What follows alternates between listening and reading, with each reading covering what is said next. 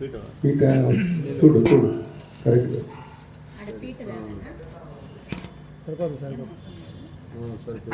Okay. Karthika మాసంలో మరి ఇక్కడ శివకేశవుల ఆలయాల్లో ఎక్కడైనా కూడా మనకు దీపారాధన కానీ, నృత్యము కానీ, గానం కానీ, దీపమాల సమర్పణ చేయడం వల్ల కానీ ముక్తి మోక్షాలు లభిస్తాయి అని చెప్తున్నారు. దీపధూప నైవేద్యాలతో ఆరాధించేటువంటి వాళ్ళు విష్ణు సన్నిధిని చేరుకుంటారు. ఇతరులు పెట్టినటువంటి దీపాన్ని ఎగదోసినా కూడా వారి పాపాలన్నీ కూడా దీపాగ్నిలో భస్మమవుతాయి అని చెప్తున్నారు. కొండెక్కిన దీపాన్ని వెలిగించిన వారికి పుణ్యము అపారంగా ఉంటుంది అని చెప్తున్నారు. అటువంటి వారిని చూసినా కూడా పాపాలు పటాపంచలైపోతాయి అని చెప్తున్నారు. అంటే అంత ప్రాముఖ్యత ఉంది. అంటే కలియుగంలో మరి కనీసం ఇవి చేయడం కూడా కష్టమే. ఈ కలియుగంలో అసలుకి దేవాలయానికి రావాలి అనేది కూడా ఒక స్పృహ ఉండదు. అందువల్ల ఇంత సులభం చేసేసినారనమాట. మోక్షం సాధించడం కానీ, భగవద్ అనుగ్రహం కానీ ఏదైనా రావాలంటే చాలా చిన్న చిన్న పనుల ద్వారా కూడా మోక్షం అనేటువంటిది లభించడం జరిగిందనమాట. ఎన్నో మాసాలు ఉన్నప్పటికీ కూడా అట్లీస్ట్ కార్తీక మాసంలోనైనా చేయండి. మనకి ఎన్నో మాసాలు ఉన్నాయి. అట్లీస్ట్ కార్తీక మాసంలో అయినా చేయండి, లేదా శ్రావణ మాసంలో అయినా చేయండి, మాఘమాసంలో అయినా చేయండి. మాఘమాసం స్నానానికి, కార్తీక మాసం దీపానికి, వైశాఖ మాసం జ్ఞానానికి అని చెప్పేసి మనకు పెద్దలు చెప్పి ఉన్నారు. కాబట్టి మనము ఏదో ఒక దాంట్లో నిమగ్నం కావాలా. ఎందుకంటే భౌతికమైనటువంటి కోరికల ద్వారా మనం ఎన్ని చేసినప్పటికీ కూడా ప్రగతి అనేది లేదు. ఈ శరీరము మనకు ఇచ్చినటువంటిది భగవంతుడు మళ్ళీ ఈ శరీరాన్ని రాకుండా చేసుకో అనేటువంటి దాంతోనే ఇచ్చిండు. ఎందుకంటే అనేక జన్మల్లో చేసినటువంటి పుణ్యమే మనకు మానవ జన్మ లభించడం జరిగింది. లేకపోతే మానవ జన్మ లభించదు. మానవ జన్మలో కూడా ఇట్లాంటి గ్రంథ పఠనము, సత్సంగము, ఇలాంటి వాళ్ళతో మనం కలిసి ఉండడం అనేటువంటిది కూడా అది కూడా మనకు రాసిపెట్టినాడు భగవంతుడు. కానీ ఈ మానవ జన్మను మనము సక్రమంగా వినియోగించుకోకపోతే మళ్ళీ మనము వెనక్కి వెళ్ళిపోతాము. చాలా జన్మలు వెనక్కి వెళ్ళిపోతాము. మళ్ళీ మానవ జన్మ రావాలంటే మనకు చాలా కష్టమైపోతుంది. కాబట్టి భౌతికంగా జీవించమని చెప్తున్నాడు భగవంతుడు. భౌతికంగా ధర్మబద్ధంగా కోట్లు సంపాదించుకో, నాకేం సంబంధం లేదు. ధర్మబద్ధంగా ఎంతన్నా సంపాదించుకో. కాబట్టి నువ్వు ధర్మానికి ఇన్వెస్ట్ చేయి. నీ దగ్గర ఉన్నటువంటి మనీని ధర్మం కోసం ఇన్వెస్ట్ చేయి. నీ మనీని ధర్మం కోసం ఇన్వెస్ట్ చేయి. దాన్నే సాధన అని చెప్తారన్నమాట. నీ ధనాన్ని ధర్మం కోసం ఇన్వెస్ట్ చేస్తే దాన్ని సాధన అని చెప్తారన్నమాట. ధర్మ కార్యాల కోసము లేదా ధర్మము చేయడం కోసము దాన్ని మనము వినియోగించడం వల్ల మనం సాధన చేయడం అనేటువంటి జరుగుతుంది. అందువల్ల ఇక్కడ ఒక కథను చెప్పడం జరిగిందనమాట. చూడండి, ఒక చిన్న దీపాన్ని వెలిగించినందుకు ఎంత ప్రయోజనం వచ్చిందో. ఇక్కడ ఒక చోట ఒక నదీ తీరంలో ఒక శిథిలమైనటువంటి దేవాలయం ఉండేదన్నమాట. ఆ దేవాలయంలో ఒక యోగీశ్వరుడు వచ్చి ఆ దేవాలయాన్ని అంతా కూడా శుభ్రం చేసి అక్కడ చక్కగా ముగ్గులను పెట్టి ఆ విధంగా అనేకమైనటువంటి ఒత్తులను పెట్టి ఈ విధంగా కార్తీక మాసంలో ఆ శిథిలమైనటువంటి దేవాలయాన్ని ఆయన బాగు చేసి ఆ ఊరిలో అందరినీ కూడా రప్పించి అక్కడ చేస్తున్నాడు అన్నమాట. కార్తీక మాస పూజలన్నీ చేస్తున్నాడు. ఓ రోజు ఏమైందంటే అందరూ వెళ్ళిపోయిన తర్వాత అక్కడ ఒక ఎలుక ఉండేదంట. ఆ ఎలుక తినడానికి ఏమైనా దొరుకుతుందేమో అని చెప్పేసి భక్తులంతా వెళ్ళిపోయిన తర్వాత అట్లా వచ్చిందంట. వస్తూ ఉంటే ఒక దీపంలో అది పొడి కడుతుందంట. ఆ దీపం అదేదో నల్లగా ఉందనుకొని చెప్పేసి ఆ దీపాన్ని నోట్లో వేసుకుపోయిందంట. ఇదేదో ఆహార పదార్థం అని వేసుకుంటూనే ఇంకొక దీపం దగ్గరికి పోతూనే ఆ దీపం అంటుకునిందంట. అంటుకున్నటువంటి దీపాన్ని తీసుకొని వచ్చి ఆ ప్రమిదిలోనే వేసేసిందంట. అది అంటుకుంటూనే ఆ ప్రమిదితో తీసింది కదా, అక్కడే వేసిందంట. అక్కడే వేస్తూనే అది మానవాకారంలోకి వచ్చిందంట. అంత విలువ ఉందన్నమాట. ఆ దీపానికి కొడిగట్టిన దీపం తీసుకొని ఇంకో చోటకు వెళ్ళి ఆ దీపాన్ని అంటించి మళ్ళీ అక్కడే పెట్టిందనమాట. ఆ విధంగా పెట్టడం వలన అది ఎలుక మానవాకారాన్ని పొందింది. చూడండి, ఆ విధంగా మొత్తం అంతా తిరిగిందనమాట, ప్రదక్షిణ వేసింది, శివలింగం చుట్టూ ప్రదక్షిణ వేసి తర్వాత దీపాన్ని వెలిగించడం వలన ఆ విధంగా ఆ క్షణంలోనే అది మానవాకారంలోకి వచ్చి ఈరోజు ఆ విధమైనటువంటి గత జన్మలో నువ్వు నీ పాపాలన్నీ కూడా వెళ్ళిపోయినాయ్యా. గత జన్మలో నువ్వు ఎందుకు ఏ విధంగా పుట్టినావంటే ధనాపేక్షకు లోబడి, నువ్వు ధనాపేక్షకు లోబడి స్నాన సంధ్యాదులను కులాచారాలను నిర్లక్ష్యం చేసినావు, నీచులతో స్నేహం చేసినావు, చెడు అలవాట్లతో తిరిగినావు. పవిత్రమైనటువంటి మానవ జన్మ నీకు ఇచ్చి బ్రాహ్మణ జన్మ నీకు ఇచ్చినప్పటికీ కూడా మద్యపానము చేస్తూ ఉండేటువంటి వాడవు. నువ్వు చేసిన దురాచారాల వలన దైవారాధనకు దూరమైనందువలన నువ్వు ఎలకువై పుట్టావు అని ఆ ఋషీశ్వరుడు ఈయన యొక్క గత జన్మను తలుచుకుని చెప్పినాడంట. ఆ విధంగా నువ్వు చేసినటువంటి పాపము ఈరోజు దీపాన్ని వెలిగించడం వల్ల తొలగిపోయింది. సో ఇక మీదటైనా కూడా నువ్వు భక్తి శ్రద్ధలతో నీ యొక్క బ్రాహ్మణ జీవితాన్ని చక్కగా గడిపి స్నాన సంధ్యాదులు చేసుకుని మొత్తం మంచి వాళ్ళతో స్నేహం చేసి ధర్మం గురించి అందరికీ చెబుతూ నువ్వు కూడా భగవత్ సేవలో తరించిపో అని చెప్పేసి ఆ విధంగా చెప్పడం అనేటువంటి జరిగిందనమాట. అది ఇక్కడ 15వ అధ్యాయంలో మనకు కార్తీక పురాణము ఈరోజు మనకు తెలియజేస్తుంది అనమాట. సో ఈ విధంగా చూసినట్లయితే మనకు ఈ విధంగా చూసినట్లయితే ఎన్నో రకాలైనటువంటి చిన్న చిన్న చూడండి, మనకి ఎన్ని ఆణిముత్యాలు చూడండి. గెలవాలంటే ఓర్పు కావాలి, ఎదగాలంటే మార్పు కావాలి, సమాజం బ్రతకాలంటే నేర్పు కావాలి. చూడండి ఎంత మంచి, గెలవాలంటే ఓర్పు కావాలి, అంటే ఓర్పు సహనము దయ, నిన్నే చెప్పుకున్నాం మనం. ఓర్పు సహనము దయ, ఇవి అమృతం ఇవి ఉంటే అమృతం తాగినట్లేనంట. వాళ్ళు అమృతం తాగినటువంటి వాళ్ళు మాదిరిగా ఉంటారంట. ఎప్పుడైనా ఒకే మాట మాట్లాడే మనిషితోనే ఉండాలి, పరిస్థితులను బట్టి మాట మార్చేటువంటి వారికి దూరంగా ఉండాలి. అంతే కదా, వాడు పరిస్థితులను బట్టి మారుస్తూ ఉంటాడు, దానివల్ల మనకు ప్రయోజనం లేదు. విజయం ఒక్కసారిగా రాదు, దాన్ని సాధించే వారికి ఓర్పు మార్పు నేర్పు తప్పనిసరి. అలవాట్లను మార్చుకోకుండా ఏ స్థలానికి వెళ్ళినా జీవితంలో మార్పు రాదు.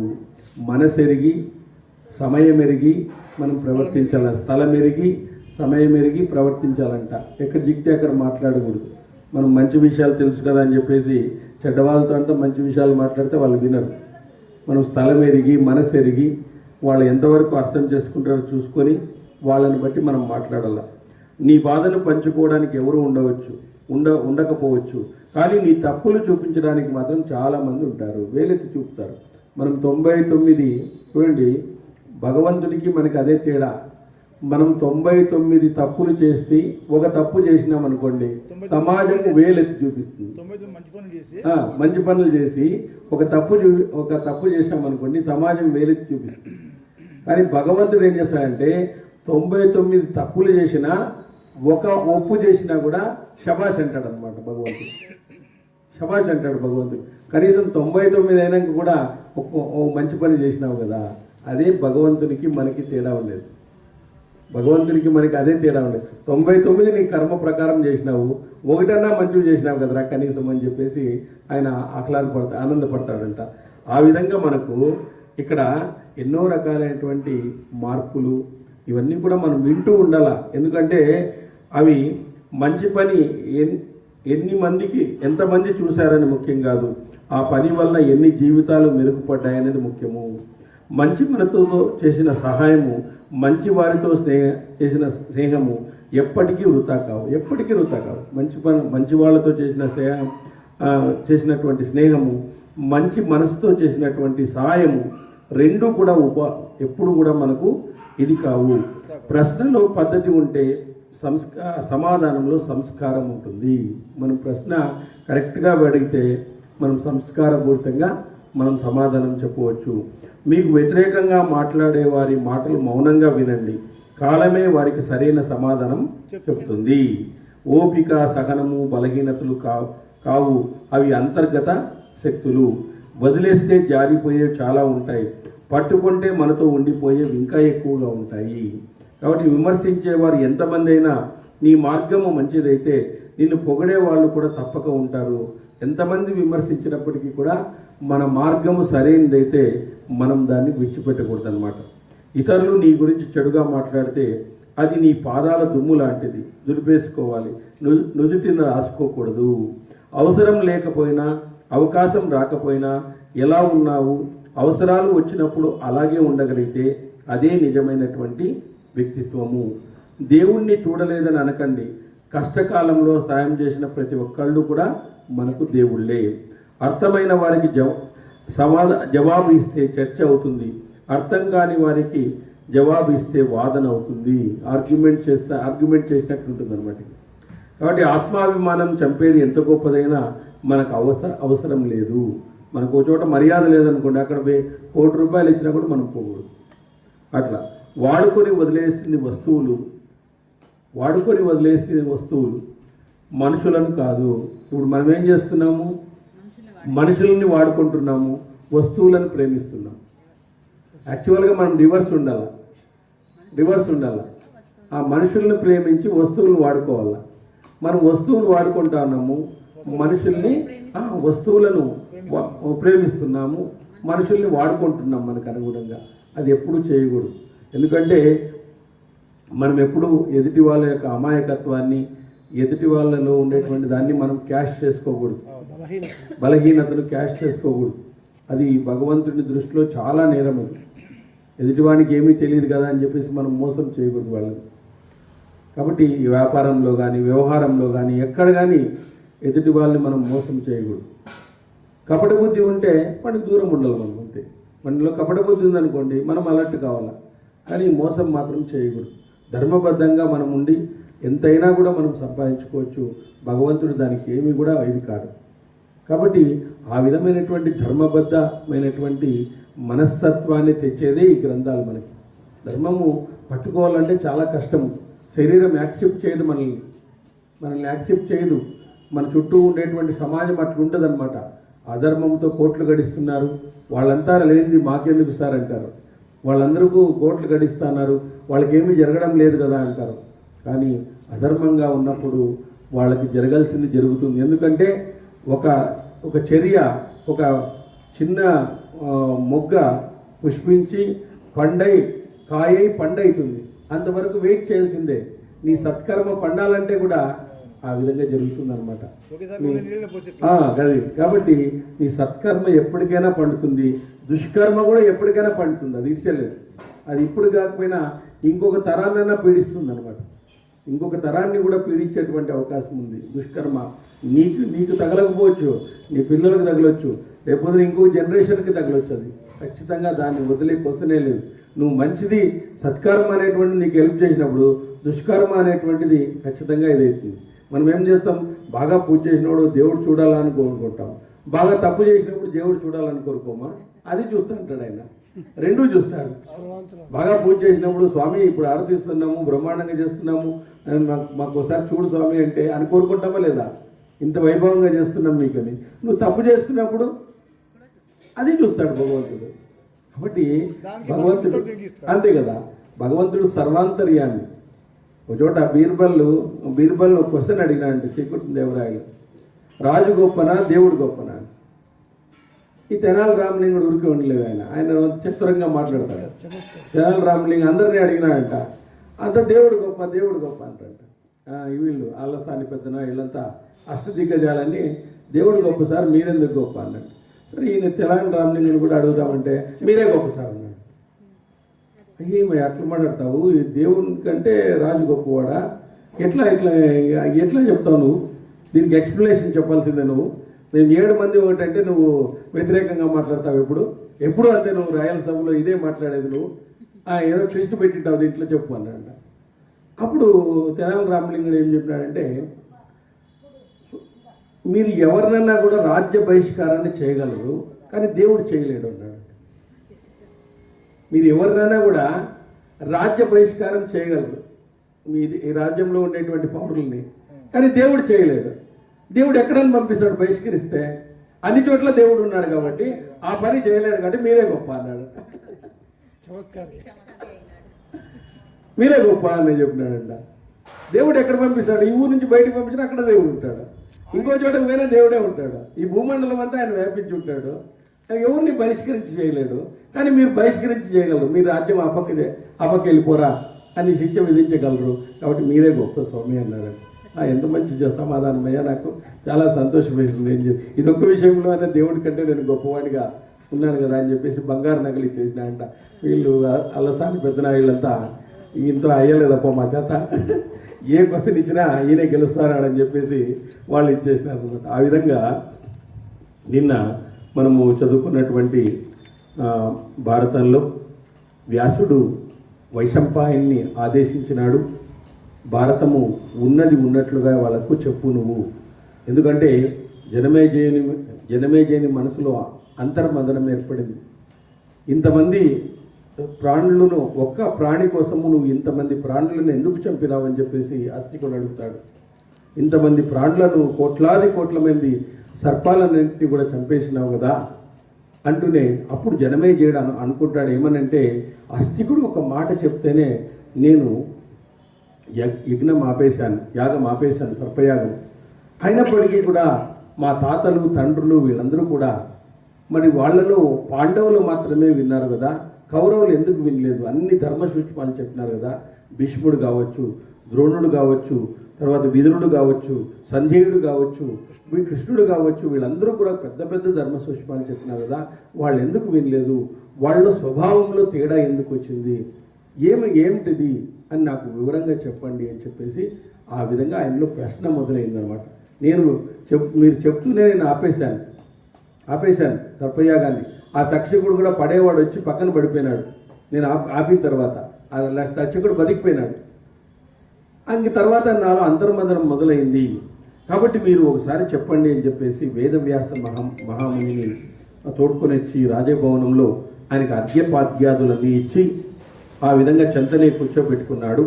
అప్పుడు వేదవ్యాసుడు తన శిష్యుడైనటువంటి వైశంపాయన్ని, నీకు నేను చెప్పాను కదా ఈ విషయాలన్నీ కూడా, అది వాళ్లకు పూసగుచ్చినట్టుగా చెప్పు అని చెప్పేసి మునుపు కౌరవుల పాండలో ఉన్నది భేదం ఎలా ఏర్పడింది, అదంతా నా దగ్గర నువ్వు ఈ విధంగా విని చెప్పు, విన్న విధంగా నువ్వు వాళ్లకు చెప్పు.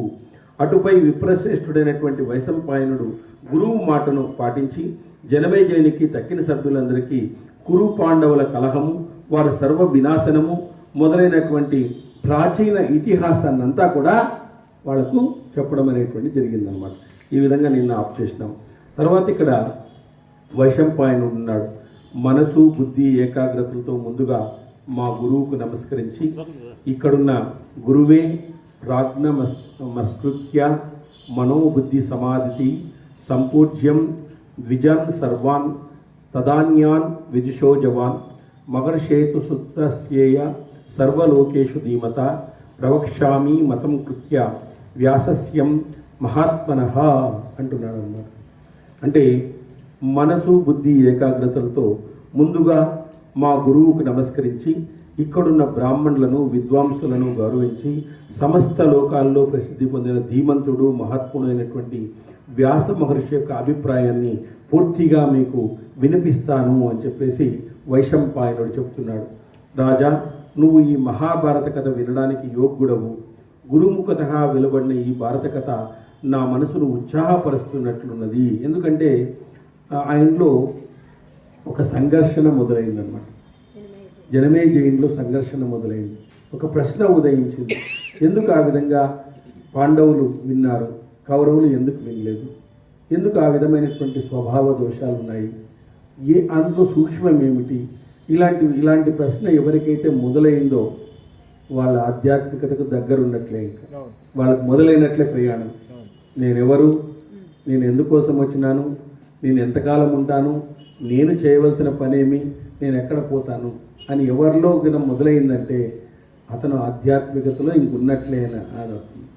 ఇప్పుడంటే అర్జునుడు చెప్పిందంతా విన్నాడు శ్రీకృష్ణుడు అర్జునుడు చెప్పిందంతా విని తర్వాత ఆ స్థితిని చూసి, ఓ ఇప్పుడు పరిపక్వత వచ్చింది తనకు చెప్పడానికి అని చెప్పేసి అప్పుడు భగవద్గీతను రెండో అధ్యాయంలో ప్రారంభించినాడు. కానీ మొదటి అధ్యాయంలో ఆయన బాధనంతా వెళ్ళగొట్టమన్నాడు.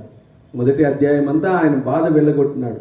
ఆయన ఏమేమి ఆలోచించినాడు, ఆయన ఆలోచన విధానంలో బలహీనత ఎక్కడుంది, బలం ఎక్కడుంది, ఈ విధంగా ఆలోచించవచ్చు ఆ క్షత్రియుడైనటువంటి వాడు అని అనేక విధాలుగా ఆయన స్టడీ చేసి లాస్ట్కి ఏడ్ చేసినాడు. ఆయన ఏం చేయాలో నాకేం కావడం లేదు, ఈ విధంగా నాకు పరిపరి విధాలుగా మనసంతా కూడా ఆందోళనకరంగా ఉంది, అగమ్య గోచరంగా ఉంది, అనవసరమైనటువంటి దాంతో నేను బాధపడుతున్నాను ఈరోజు.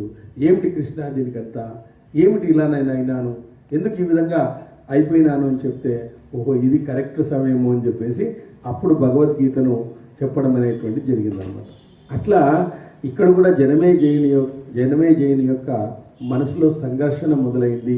ఆ సంఘర్షణకు అనుగుణంగా ఇక్కడ చెప్తున్నారు, రాజా కురు పాండవుల మధ్య భేదము, రాజ్యము కోసము జూదమాడము, పృథ్వీ వినాశనానికి కారణమైన యుద్ధము, అదంతా నీకు చెప్తాను విను. పాండురాజు మరణించినాక పాండవులు అడవి నుంచి ఇంటికి వచ్చారు. ఆ చిరకాలంలోనే ధనుర్వేదంలో పండితులైనారు వీళ్ళందరూ కూడా. ఆ విధంగా సత్వ పరాక్రమ తేజో సంపన్నులైనటువంటి పౌరులకు ప్రీతిపాత్రులైన పాండవులు క్రమంగా ధన కీర్తి సంపదలతో వృద్ధి చెందారు. కౌరవులు వారి అభివృద్ధిని చూసి ఓర్వలేకపోయారు.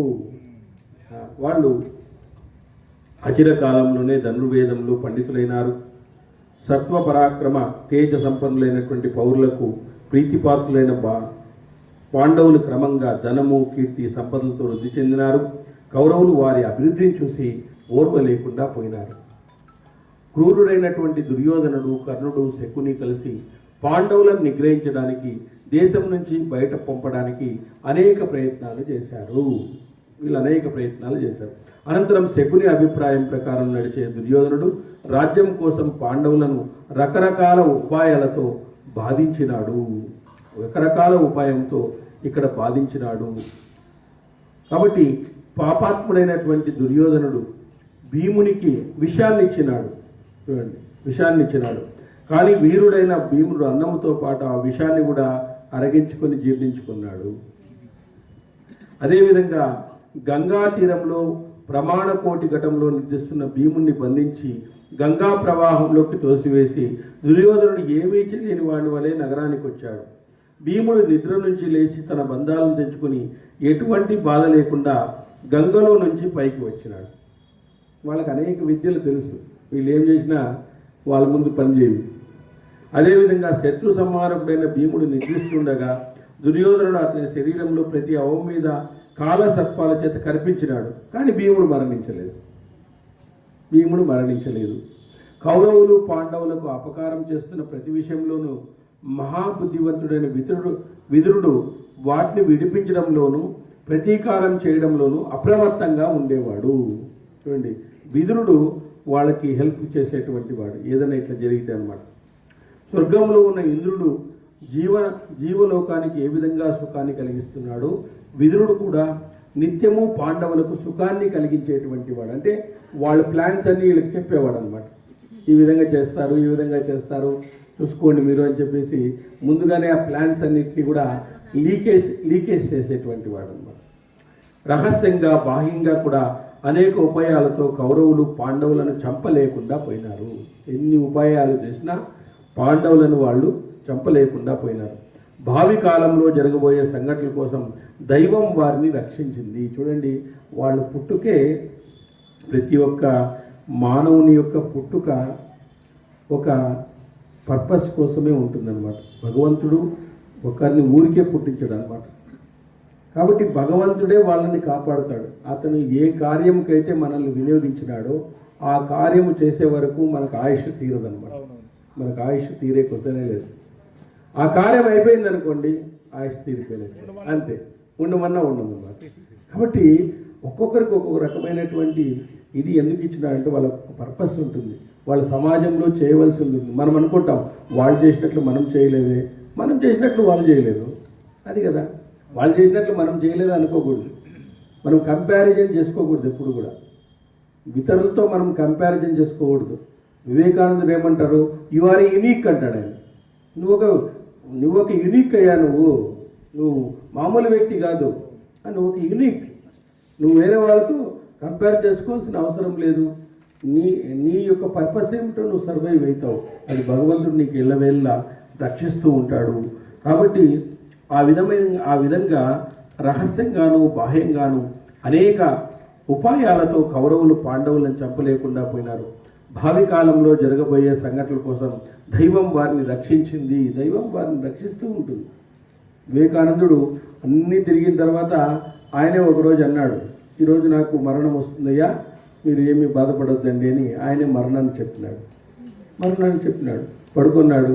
ఇక్కడ సహస్రారం నుంచి రక్తం వచ్చింది, బయటికి చనిపోయినాడు. అందరికీ శిష్యులు చెప్పినాడు, నేను కొద్దిసేపట్లో మరణిస్తున్నాను, నా పర్పస్ అయిపోయింది, నేను ఇక్కడ చేయవలసిన పని ముగిసింది అని చెప్పేసి ఆయన రూమ్లో హాయిగా ఆనందంగా పడుకున్నాడు. అంతే. చూడండి, అంటే మరణాన్ని కూడా వాళ్ళు ఊహించగలిగినారు అన్నమాట. అట్లాంటి గొప్ప ఇది ఆ ప్రజ్ఞను భగవంతుడు మనకు ఆ జ్ఞానాన్ని ఇస్తాడు. మనం ఏం చేస్తాము, విపరీతమైనటువంటి ఇంద్రియాల సుఖాల్లో ఉండుకోకుండా, మనము భగవంతునితో కనెక్ట్ చేసుకోకుండా, అటు ప్రకృతితో కనెక్ట్ కాకుండా, అటు భగవంతునితో కనెక్ట్ చేసుకోకుండా విపరీతమైనటువంటివన్నీ లోపల ఉండడం వల్ల మనకు తెలియడం లేదు ఆ ప్రజ్ఞ మనకు తెలియడం లేదు. మనం ఒక్కసారి భగవంతుని వైపు తిరిగినామనుకోండి, మనకు అన్నీ తెలుస్తాయి. రాఘవేంద్ర స్వాములు వారు అంతే, ఇట్లా అంటూ ఉన్నారు, మా బృందావనంలో ప్రవేశిస్తున్నానా అయిపోయింది అని చెప్తాడు, ఇసుక అక్కడ పెట్టేశారు ఆయన. అట్లా వాళ్ళు ముందే ఊహించేసినారు అంతా కూడా. అట్లా భగవంతుడు వాళ్ళని రక్షిస్తాడు. అప్పటి వరకు వాళ్ళని ఏం చేసినా కూడా ఏం చేసే కాయలేదు ఎవరిని. భగవంతుని వైపు ప్రయాణం చేసే కాలమే వాళ్ళకి సహకరిస్తుంది. కాబట్టి దుర్యోధనుడు కర్ణ దుశ్శాసనలు సమాలోచన చేసి ధృతరాష్ట్రుని అనుమతితో వారు లక్క ఇంటిని నిర్మించడానికి వారణాసంలో లక్క ఇల్లు నిర్మించడానికి ఆదేశించినారంట. కాశీలో పుత్రులు ప్రియం కోరే దుశ్శాసనుడు రాజ్యభోగాలపై కోరికతో పాండవులను రాజ్యం నుంచి బయటకు పంపాడు. వారు తమ తల్లితో పాటు హస్తినాపురం నుంచి బయలుదేరారు. ఆ సమయంలో విదురుడు వారికి మంచి సలహా ఇచ్చాడు. ఆ కారణంగా అర్ధరాత్రి సమయంలో వారు లక్క ఇంటిని వదిలి అడవిలోకి వెళ్ళిపోయినారు. విదురుడు లక్క ఇంటిని వదిలి అడవిలోకి వెళ్ళిపోమని సలహా ఇచ్చినాడు. పాండవులు తల్లితో పాటు వరనాథ నగరంలో చేరుకుని అక్కడ నివసించసాగారు. ధృతరాష్ట్రుడు ఆదేశించినట్లుగా వారు లక్క ఇంట్లో 1 సంవత్సరం ఉన్నారు. పురోచనుడిచే రక్షించబడుతూ విదురునిచే ప్రేరేపించబడి సొరంగ మార్గం తవ్వుకొని లక్ష్యగృహాన్ని తగులబెట్టి అక్కడి నుంచి తల్లితో పాటు బయటపడ్డారు. వీళ్ళందరూ కూడా తల్లితో పాటు బయటపడ్డారు. నిర్మించింది. అడవిలో రాత్రి సమయంలో ఒక సెలయేరు పక్కన క్రూరుడైన హిడింబుడు అనే రాక్షసుని చూసి వాణ్ణి సంహరించినారు. హిడింబుని సోదరి హిడింబి భీమునికి భార్యగా లభించింది. భీమునికి భార్య. వారికి ఘటోత్కచుడు అనేటువంటి కొడుకు పుట్టినాడు. దార్త రాష్ట్రాల వలన భయంతో వారు అక్కడి నుంచి దూరంగా వెళ్ళిపోయినారు. అటుపై పాండవులు ఏకచక్రపురానికి వెళ్ళి కఠినమైన నియమాన్ని పాటిస్తూ వేదాధ్యయన సంపన్నులుగా బ్రహ్మచారులుగా జీవితాన్ని గడిపినారు. వారు తల్లితో పాటు ఏకచక్రాపురంలో ఒక బ్రాహ్మణుని ఇంట్లో కొంతకాలం నివసించారు. అక్కడ మనుషులు తినే మహాబలవంతులైనటువంటి బకుడనే రాక్షసుడు ఉండేవాడు. మనుషులు తినేవాడు అన్నమాట. వీటి బకాసురుడు. మహాబాహు అయిన భీమసేనుడు ఆకలితో ఉన్న ఆ బకుడిని దగ్గరికి వెళ్ళాడు. పురుషశ్రేష్ఠుడైన భీముడు తన భుజబలముతో ఆ బకుడిని వెంటనే చంపి నగరవాసులకు ఊరట కలిగించినాడు. బకుడిని చంపినాడు అన్నమాట. నగరవాసులకు ఊరట కలిగించి అనంతరం వాళ్ళు పాంచాల దేశంలో ద్రౌపది స్వయంవరం జరుగుతున్నట్లు విన్నారు. అక్కడ వెళ్ళి పాంచాల రాజకుమారి ద్రౌపదిని భార్యగా పొందినారు. అక్కడ 1 సంవత్సర కాలం నివసించి శత్రువులను నిగ్రహించగల పాండవులు హస్తినాపురం చేరుకున్నారు. అక్కడ హస్తినాపురానికి వచ్చినారు.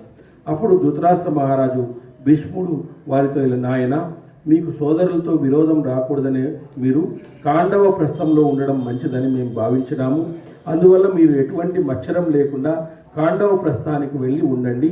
వారి మాటల ప్రకారం పాండవులు కాండవ ప్రస్థానికి తమ స్నేహితులతో పాటు రత్నరాసులతో పాటు వెళ్ళిపోయారు. అక్కడ వారు చాలా సంవత్సరాలు నివసించారు. తమ శస్త్రబలంతో చాలామంది రాజులను తమ వశం చేసుకున్నారు. ఇలా పాండవులు ధర్మప్రధానులై, సత్యప్రధానులై, అప్రమత్తులై, శత్రువులను అదుపు చేస్తూ సహనంతో జీవించినారు. వీళ్ళు ఎక్కడ పోయినా కూడా ధర్మంతో సహనంతో అప్రమత్తులుగా ఉండి సత్యపరాయణులుగా ఉండి ధర్మపరాయణులుగా ఉండే వీళ్ళందరూ కూడా చేశారు. వాళ్ళు అనేక మంది రాక్షసులను కూడా సంహరించి వాళ్లకు ఊరట కూడా కలిగించినారు. అందరికీ కూడా ఊరట కూడా. మహా యశస్వి భీముడు తూర్పు దిక్కును, మహావీరుడు అర్జునుడు ఉత్తర దిక్కును, నలుడు పడమట దిక్కును, సహదేవుడు దక్షిణ దిక్కును జయించినారు. వీళ్ళంతా జయించినారు. ఈ విధంగా పాండవులు సమస్త భూమండలాన్ని తమ అధీనంలోకి తెచ్చుకున్నారు. వీళ్ళందరూ కూడా మంచి వాళ్లకు అనేక రకాలైనటువంటి విద్యలు ఉండడం వల్ల వాళ్ళందరినీ కూడా జయించగలిగినారు. సూర్యునిలా ప్రకాశించే 5 పాండవులతో పాటు సూర్యుడు కలిస్తే ఈ భూమండలం 6 సూర్యుడు కలదిగా భావించింది. అంటే ఒక్కొక్క పాండవ వ్యక్తి ఒక సూర్యుని లాంటి వాడు అనమాట. అట్లాంటి సూర్య తేజంతో ఉండేటువంటి వాళ్ళు వీళ్ళందరూ కూడా. అనంతరం ఒకరినొకరు తేజోవంతులుగా సత్య విక్రములైనటువంటి ధర్మరాజు తనకు మిగిలిన ప్రీతిపాత్రుడు సవ్యచాచి పురుషశ్రేష్ఠుడు సితాత్మతుడు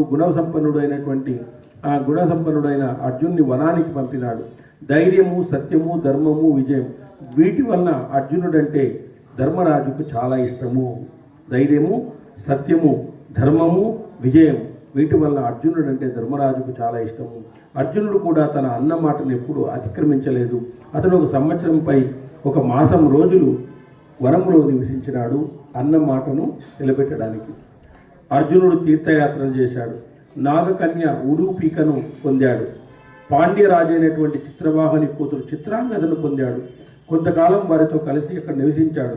అక్కడి నుంచి ద్వారకాకు వెళ్ళి శ్రీకృష్ణుని కలిశాడు. అతని చెల్లెలైన సుభద్రను భార్యగా పొందినాడు. ఇంద్రునితో సచీదేవిలా, శ్రీకృష్ణునితో లక్ష్మీదేవిలా, అర్జునునితో సుభద్ర మిక్కిలి ప్రేమతో ఆమెతో జీవించింది. నృపశ్రేష్ఠ నిరంతరం అర్జునుడు కాండవ ప్రస్థంలో ఉండి శ్రీకృష్ణుని కలిసి అగ్నిహోత్రుని తృప్తిపరిచినాడు.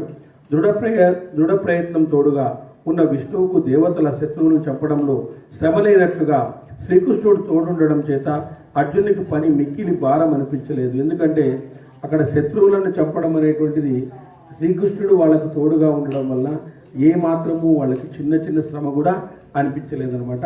అంతా ఈజీ అయిపోయింది. అంటే భగవత్ సంకల్పం ఉండడం వల్ల మనం ఏదైనా కూడా సాధించవచ్చు, ఎటువంటి పనినైనా కూడా సాధించవచ్చు. నేను భగవత్ సంకల్పం ఎవరికి ఉంది? ఎవరైతే ఇక్కడ ధర్మం కోసం పాటుపడుతున్నారో, ఎవరైతే సత్యము కోసం పాటుపడుతున్నారో, ఎవరైతే విజయం కోసం పాటుపడుతున్నారో, ఎవరైతే సత్యము కోసం పాటుపడుతున్నారో, ఎవరైతే ధర్మం కోసం పాటుపడుతున్నారో వీరి పట్ల భగవంతుడు ఉంటాడు అనేది మనకు అర్జునుని కథలో తెలుస్తానమాట.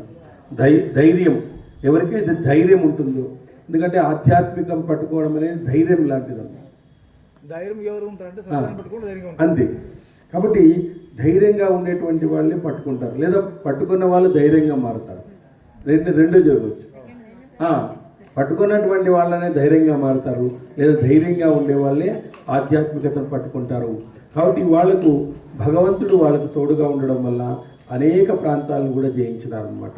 అగ్నిదేవుడు సంతోషించి అర్జునుడికి ఉత్తమమైన గాంధీవం అనే ధనస్సును, అక్షయ బాణములు గల అమ్ముల పొదిని, కపిలధ్వజం గల రథాన్ని ఇచ్చినాడు. ఆ సమయంలో కాండవవనంలో దహించకపోతున్న మయుడనే రాక్షసుని అర్జునుడు రక్షించినాడు. మయుడు అనేటువంటి రాక్షసుని రక్షించినాడు. అవునవును, మయుడు. అవును.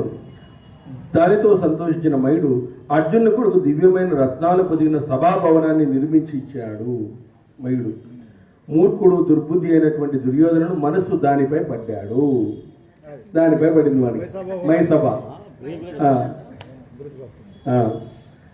అది ఆ తర్వాత శకుని సహాయంతో పాచికలతో ధర్మరాజును మోసగించి 12 సంవత్సరాల అరణ్యవాసము, 1 సంవత్సరం అజ్ఞాతవాసం, మొత్తము 13 సంవత్సరాలు బయటకు పంపినారు. అనంతరం 14వ సంవత్సరంలో పాండవులు తమ రాజ్య సంపద నింపని అడిగారు. కానీ దుర్యోధనుడు పాండవులకు రాజ్యాన్ని ఇవ్వలేదు. వారిరువురి మధ్య గొప్ప యుద్ధం జరిగింది. ఆ యుద్ధంలో పాండవులు శత్రుపక్షంలోని రాజులను దుర్యోధన్ని చంపి తన నష్టప్రాయమైన రాజ్యాన్ని తిరిగి పొందారు. ఈ విధంగా అనాయాసంగా స్వధర్మాన్ని నిర్వహించగల పాండవులకు కౌరవులకు మధ్య భేదం వలన రాజ్య వినాశనం జరిగి పాండవులు విజయాన్ని సాధించినారు. బ్రీఫ్గా మొత్తం అంతా కూడా మహాభారతం ఈ విధంగా ఉంది. మళ్ళీ మహాభారతం మహత్యం జనమేజయుడు అన్నాడు, బ్రాహ్మణోత్తమ కురువంశల గొప్ప చరిత్రము మహాభారత వ్యాఖ్యానం సంగ్రహంగా చెప్పండి అని అన్నాడు అన్నమాట. అప్పుడు తపోధన మిక్కిలి విచిత్ర విషయాలతో ఉన్న వారి కథను విస్తారంగా వినాలని నాకు కూడా కుతూహలంగా ఉంది, దయతో చెప్పండి. వారి కథ విస్తారంగా చెప్పడానికి నువ్వే తగిన వాడవు. మా పూర్వీకుల ఘనచరిత్ర వింటే ఇంకా నాకు తృప్తి కలగడం లేదు. ధర్మాత్ములైనటువంటి పాండవులు చంపలేని వారందరినీ చంపారు. దానికి ప్రజలంతా ప్రశంసించారు. అయితే దానికి ఏదో చిన్న కారణం కాదు, పెద్ద కారణమే ఉంటుంది అన్నాడు. పురుష శ్రేష్ఠులు, శక్తివంతులు, నిరపరాధులైనటువంటి పాండవులు దుర్మార్గులైన కౌరవులు పెట్టే కష్టాలను ఎందుకు సహించారు? ఎలా సహించారు? వాళ్ళు ఎలా సహించినారు? 10,000 ఏనుగుల బలము, బాహుబలం గల భీముడు కష్టాలను భరిస్తూ కోపాన్ని ఎలా నిగ్రహించుకున్నాడు? కష్టాన్ని భరిస్తున్నాడు.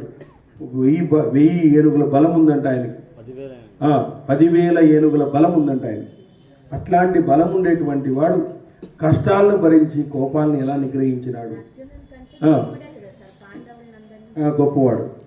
కాబట్టి దుర్మార్గుడైన కౌరవుల వల్ల బాధపడుతూ ద్రుపద పుత్రిక కృష్ణ తన క్రోధ నేత్రాలతో ధాతరాష్ట్రాలను దహింపగలిగిన ఎందుకు దహించలేదు వాళ్ళని?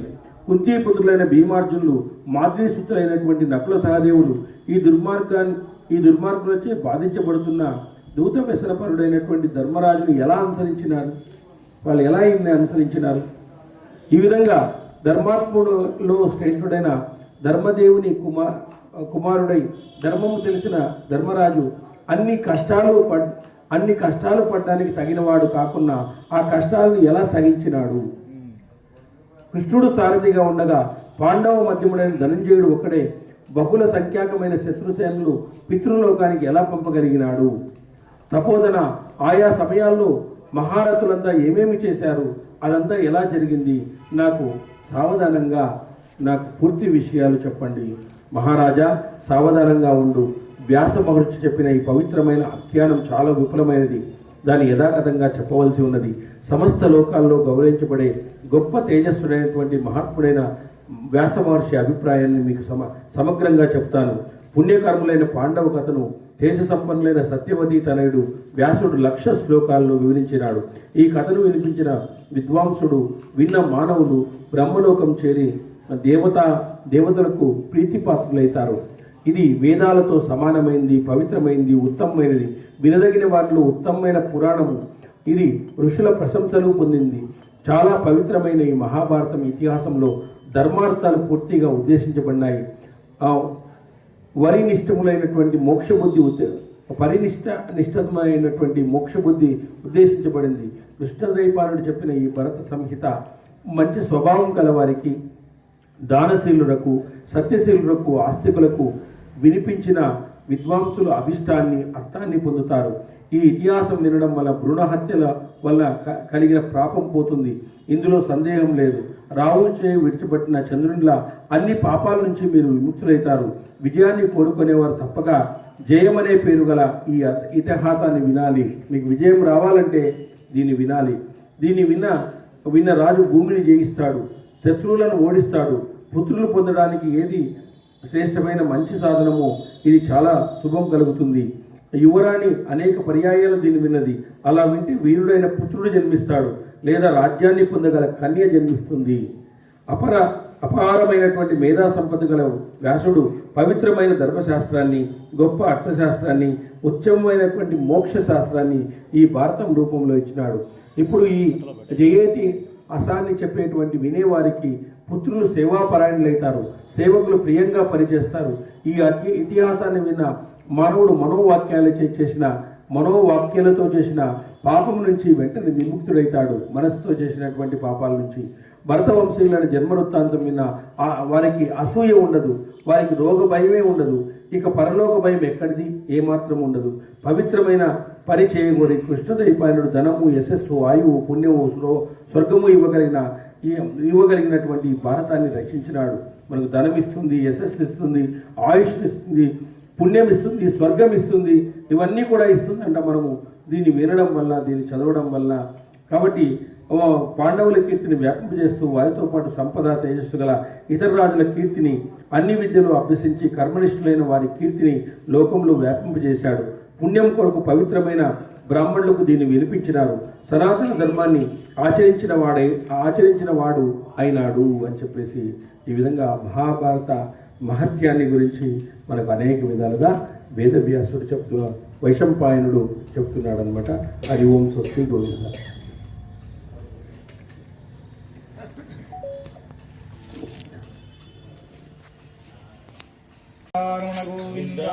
గోవింద సర్వమంగళ నామ